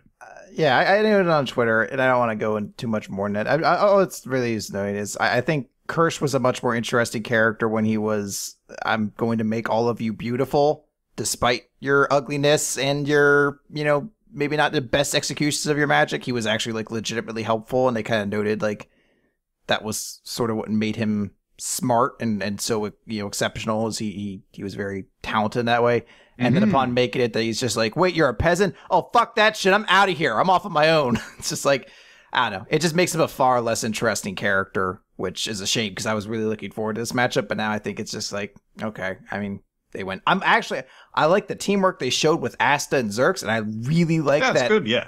They are setting up that Xerx, like, I was worried Xerx was just going to turn out to be another shitty Midnight Sun character who wouldn't do anything. Eventually Asta would beat him up, but I like the idea that they're kind of establishing as someone else, like someone more significant in the story who may stick around or have another role. So I really like that part. I wish Kirsch had stayed in the track they kind of established him at. And also it's kind of weird that they set this up like, it's him going up against his little sister Mimosa, and she's not actually at all involved, apparently, in the way that he's being taken out of this match. Yeah, I mean, there's the chance that maybe he's not done yet. Though it would be strange because he just took like a full fucking face of Asta's swords in the face, and he talked about in his first appearance how he's like, people who train their bodies are gross people. So I wouldn't expect for him to get like clobbered in the face with 2 big swords and just be like, pop back up. Oh no, I'm just naturally swole. Yeah, he's just like, yeah, we work on Constitution. We protect our heads. Helmets, always. Invisible helmets. Yeah, I do really like the multi-tiered plan that they set up in order to trap him. That's clever. But yeah, it is really severely dragged down by Kirsch just turning into losing all of his identity basically in order to get taken out like this. So, yeah. All right. Let's finish up with One Piece, I guess. It's where am I fucking going here? I should have had this brought up. Chapter 877, Bittersweet. Yes. Which the cover page features Sai reuniting with apparently his previous fiance before he decided to marry Baby 5. Awkward. I want like the next chapter to be like, Sai's former betrothed says, "You suck," and like uppercutting him across the planet, like the planet and shit. Or like she ends up fighting with Baby 5 or something. Yeah. So this starts off on a dark note. Yeah, a little bit. So Brook and Chopper fought their hardest to protect the Thousand Sunny, but they were eventually overwhelmed because Prospero stepped in and used his candy fruit. Brook is being held down while the candy slowly creeps up Chopper's body, overwhelming him and pouring into every hole on his head while he can't transform.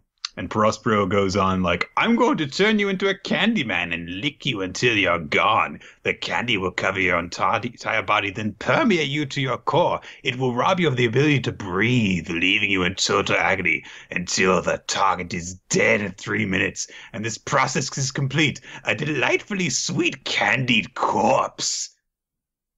Fuck. It's dark as shit.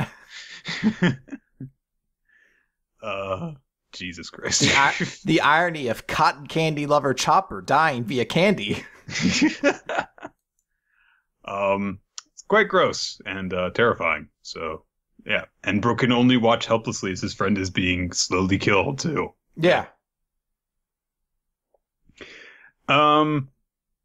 Yes. So let's see here. Let's moving along. Katakuri notices something on the horizon and calls out to Prospero, and he's like, "Oh, well, it must be Mama coming this way. All right, well, if she learns that there's no kick on this ship, she's gonna slaughter me. So better make sure that we're all prepared here, and we'll lure her towards putting on Cacao Island." But as they approach, Prospero's like, "Huh? Oh, well, shit. The Straw Hats are still alive, and she's chasing after them while swinging her sword. Uh-oh." And Katakuri, of course, realizes, looks like the ones that the lightning wiped out were our own forces. Great. I love his line here where he's just like, all of you, like all the mooks, he's like, get in the mirror world. Because in mere seconds, you're all going to be lying at his feet. And it's we cut over to Luffy, who's still in the process of running towards the ship. But I love that imagery of he using like his brief, like couple second foresight to just say like, "Oh, Luffy is gonna just demolish all of you in a moment." Like it's such a Commander Saki. So it's such a cool way of like showing that off and like yeah. Still see that. Like it's not even like Luffy's like right in front of them about to beat him up. It's the notion he's still running and he's like, "Oh no, he's still gonna whoop all you asses in like a couple moments." So they're like, "Okay, yeah, let's run into the mirror, just in case." Yeah. Let's see here. Pedro calls out Katakuri and Prospero, and Prospero uses his candy powers to summon a candy maiden, like an Iron Maiden made of candy. Mm-hmm. Okay. Obviously. Luffy, of course, tries to punch through it, and it kind of bends towards them. It's weird. It bends towards them with spikes and is trying to kind of envelop them. And Jinbei warns them, hey, let's swing around them in order to get to the ship. And Luffy's like, nope. And he just uses his Red Hawk technique to melt through the wall, punches straight through it, and keeps going on, flying towards the ship. And his fist meets Katakuri's as he stretches his arm out with his candy powers in order to meet it. Cool. I'm liking Katakuri more and more every time he gets a chance to do something, honestly. Katakuri has definitely really made himself like a big presence in the Big Mom crew. Like they established like the generals were all kind of big deals, and we had that whole thing with Biscuit, I think, or Crack or whatever his name was at the start. Right.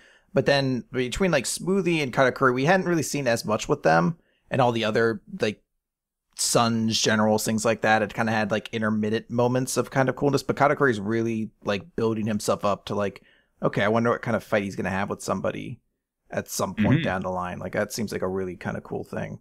Yeah. Yeah. And Jinbei's like, hey, we have to get away. Get Katakuri off the ship so that we can get out of here. And Luffy's like, I got it. They came through the mirror, right? And he starts launching his Hawk Gatling on Katakuri. Nice, cool little shot because, he's made of candy, so you see, like, one of the impacts go through his head. I am kind of curious about something in terms of Katakuri here, because they sort of mention that Katakuri is something like he seems to have similar powers to Luffy. Right. And okay, so he's a Mochi Devil Fruit. That's what his is. Right. So there's an element to One Piece that has been kind of understated in the Devil Fruits, that there was eventually revealed to just be Devil Fruits that are stronger versions of other Devil Fruits. Like there was specifically noted there is like Miss Valentine had like the Kilo fruit, and then that one guy from Dressrosa had like just a fruit that was even more powerful. It could make you weigh even more, essentially. And on one end, I was like, that seems almost like kind of lazy to a certain extent from Oda. Just like, it just is not lazy as much as it's just like not very creative. But I'm wondering if this is meant to kind of be something that's going to get more focus, and maybe it's sort of showing like, oh, hey, this is a guy who basically has Luffy's fruit, but a stronger kind of version of it, because it also is almost a little bit like a Logia in that way that like attacks will like pass through him and things like that. It just seems kind of interesting or worth noting that he seems to be like able to do a lot of the same stuff Luffy can, but there's more to it. While Luffy is attacking Katakuri, Pedro, while they're kind of running, almost sort of pulls Carrot aside and says, hey, listen, I've got a suspicion here that Luffy and his friends are those whom our people and the Kozuki clan have awaited for centuries. The ones who will guide us to the dawn of the world. And Carrot's like, what are you talking about, basically? But we cut away before we really get more details on that. It kind of plays into something that happens later in the chapter.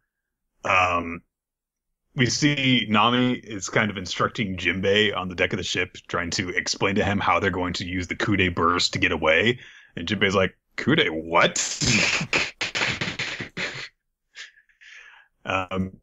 Yeah, so because she says like, yeah, if we sail normally, we're gonna get sunk right away. We need to get the hell out of Dodge immediately. And sure enough, Mama's on the ship, and she is not on the ship, but she's right there on the shore, very close to getting to the ship. Jinbei is also trying to reach out to Brook and Chopper, who are still coated in candy, completely paralyzed, unable to help or move.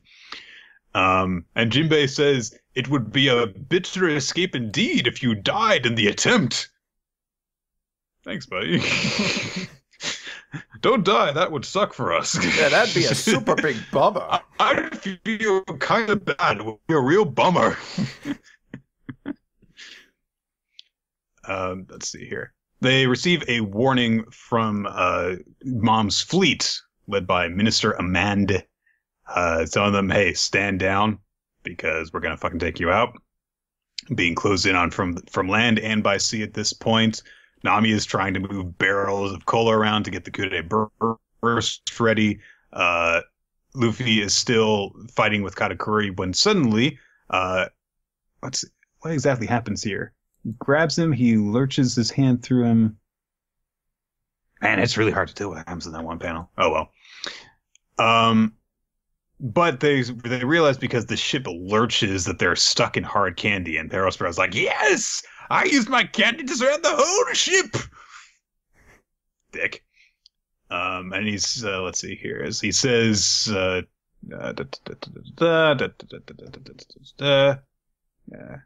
will they be pounded by Mama's fists first, or will the bombardment sink them? But Pedro suddenly dives in and attacks Perospero with his sword, and but Perospero immediately knocks him down, pins him under his foot, and he's like, "Whatever, I've got a 700 million bounty. What are you gonna do? You're nothing compared to me." But Pedro whips open his coat. He's got freaking sticks of dynamite on it. He takes his cigarette out and says, "Oh, this should be sufficient to undo all your magic." And he just lights them on his coat, and Carrot is watching on while he does this. Remembers his words from quite a long time ago at this point, saying that he had a feeling that this would be his final voyage. And he lights up the dynamite and thinks to himself, one day you will understand the true importance of keeping Luffy and his crew alive here so that their voyage can go on. Listen to me. You keep moving onward. And there's a huge-ass explosion as everyone shouts out for Pedro, and it knocks the ship, actually, it's so powerful that it actually knocks the ship away from where it was before. This is dynamite that he was carrying on his person. It's very powerful explosive. That's a lot of it, yeah. I also like the reactions that we get to see right as he's lighting it, from Luffy, then Jinbei, then Nami of horror, and Perospero of like, oh shit! And then finally Carrot, who's got the most connection to him. So, a lot of things to kind of discuss on this chapter. But I think the big thing to kind of bring up is the end here. So I put this question out on Twitter, on the WMR podcast, at WMR podcast on Twitter. I put up a poll and I said, like, hey, I know we're going to discuss this on length of the podcast, but I want you guys to weigh in. Is the death in One Piece going to stick? Yes, that person's dead, or no one dies in One Piece, that sort of thing. And we actually had a surprisingly even sort of response to that. Pretty close, yes. No was the ultimate winner, but it was about half and half. I mean, technically the poll's still open for right now, but the notion being that I was somewhat expecting most people to say no, because that's sort of like the general sort of trope associated with One Piece. The characters don't die very much. That was like the joke back in the day before like Ace and Whitebeard and everything, that nobody really died in One Piece. Like even minor characters we saw popping back up afterwards. Where do you stand, Nick? Do you think Pedro's gone here? I think nobody does in One Piece. I definitely understand, because they were definitely heavily hinting, bad things, especially with him having given up a whole lot of his lifespan in it as part of his backstory and history with Big Mom's crew. The note that he was predicting that this would be his last voyage and stuff like that. But nobody dies in One Piece, so I'll believe it when I see it. Yeah, so this is a tough one to call. I want to go right along with you and say nobody dies in One Piece. It's part of it there. And Oda has sort of mentioned before, he prefers to kind of have that ability to reuse characters again, things like that. But there's a part of it that's really kind of not entirely sure, because One Piece has been a different sort of story since that time skip, since that Marineford fight and Ace and Whitebeard dying. We have seen actually a lot more significant deaths since then. Monet and Virgo, they're dead. They blew up in Punk Hazard. They're not coming back. Like, it's established. They are dead. So the notion being that this is a moment you could look to and you're like, oh, it's like Pell all over again.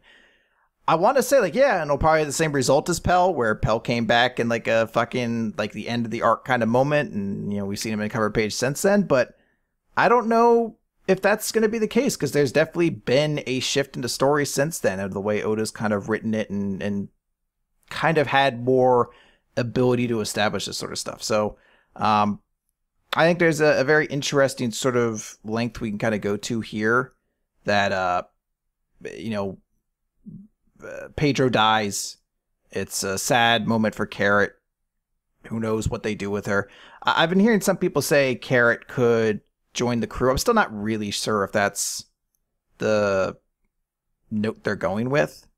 I don't think there's enough to really build to her yet to think she'll join the crew, but there's still room to develop her.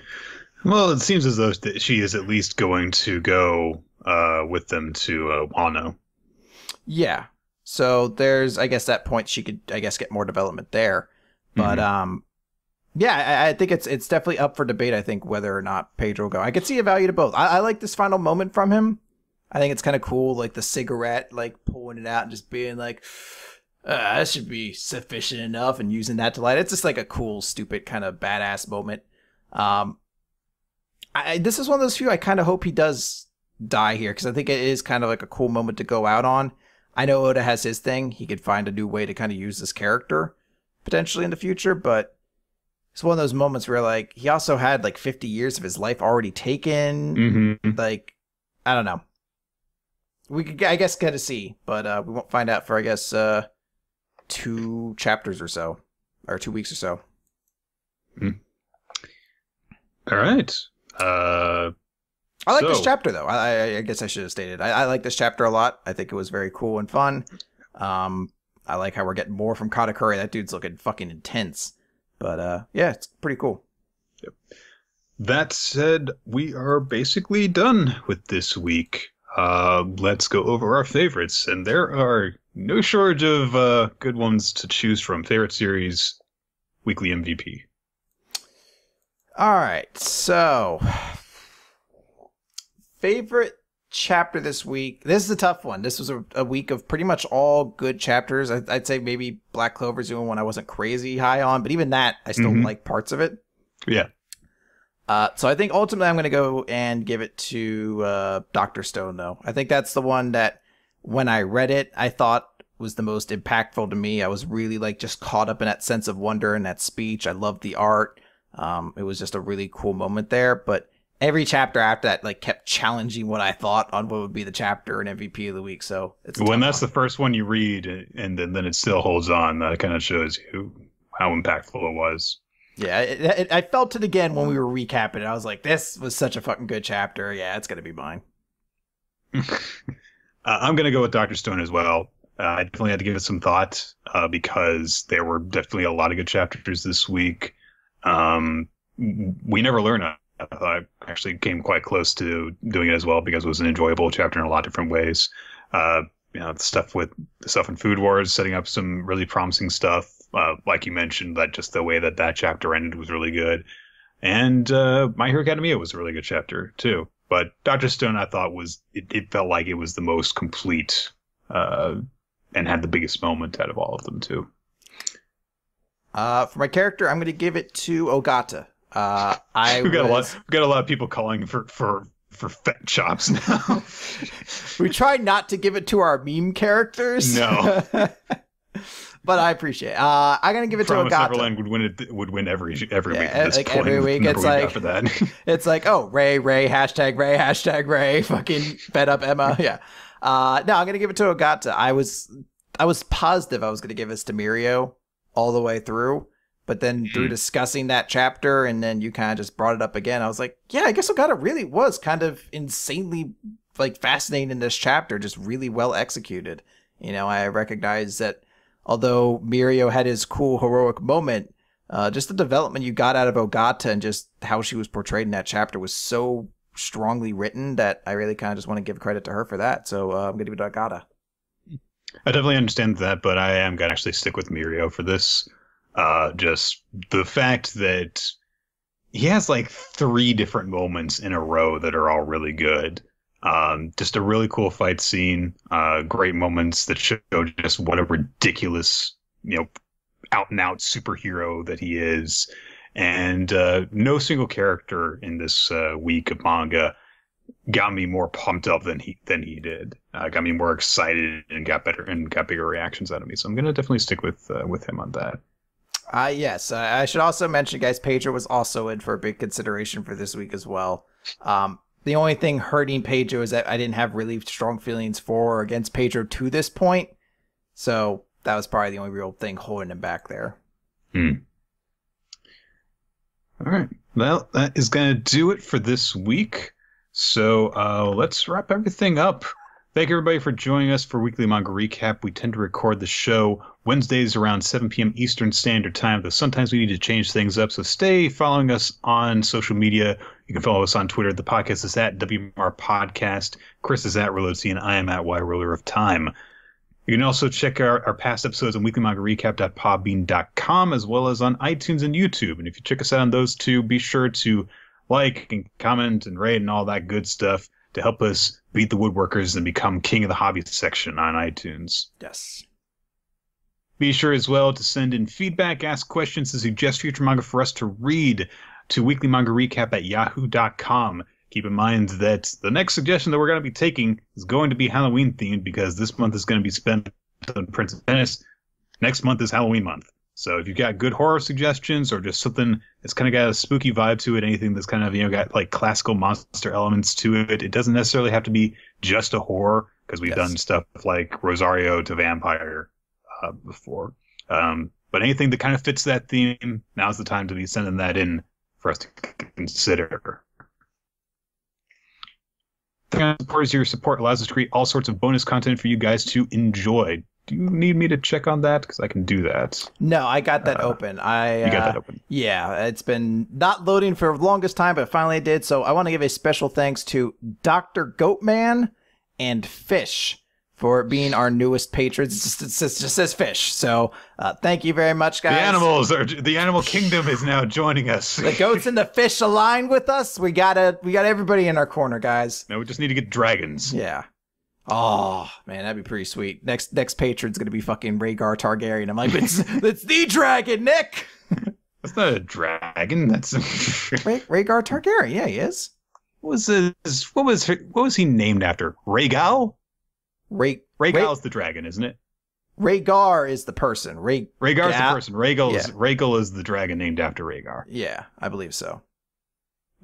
Bonnie on Game of Thrones the last couple of weeks. But no, it's a lot easier. It's a lot easier to get caught up with that show if you just watch clips about your favorite characters instead of watching the whole thing. You're like, what's Davos been up to? Wow, that was pretty quick. But thank God he's alive. Phew. Apparently, something really important happened with Bram. Whatever. Who cares? You know what? All this shit north of the wall can fuck off. I don't even care anymore. He's in the scene with Arya, so I'm sure that there's context to what he's talking about, but I don't care. You're like, I wonder why he brought up Sansa's rape. You know, whatever. I don't even care. I'm not going to worry about it at this point. The scene, no need. And finally, special thanks to the guys who help make the podcast what it is. Steve Mann, our talk artist. You can check out his work in a bunch of different places. These guys own Patreon, patreon.com/Steve Mann, if you want to check out some of his more not safe for work stuff. And Infamous Planet, who doesn't do any not safe for work stuff. Thank God. I would have said that absolutely a while ago.